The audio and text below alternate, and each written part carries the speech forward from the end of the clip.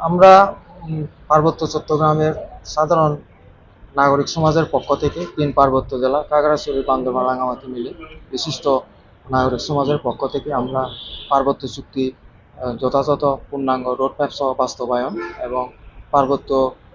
যে প্রতিমন্ত্রীর চুক্তি পরিপন্থীভাবে যে প্রতিমন্ত্রী নিয়োগ করা হয়েছে তাকে প্রতিমন্ত্রী থেকে পার্বত্য মন্ত্রণালয় থেকে অপসারণ পদায়ন অন্যত্র এবং পার্বত্য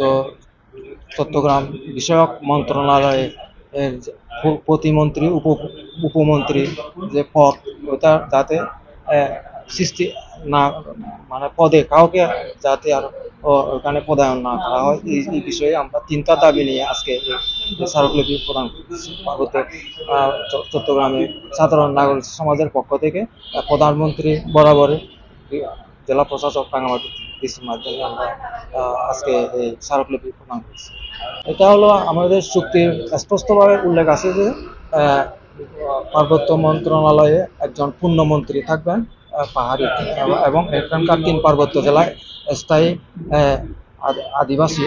পক্ষ থেকে পূর্ণমন্ত্রী নিয়োগ করা হবে। এখানে প্রতিমন্ত্রী উপমন্ত্রী কোনো পদ এখানে উল্লেখ নেই, স্পষ্টভাবে চুক্তিতে উল্লেখ আছে।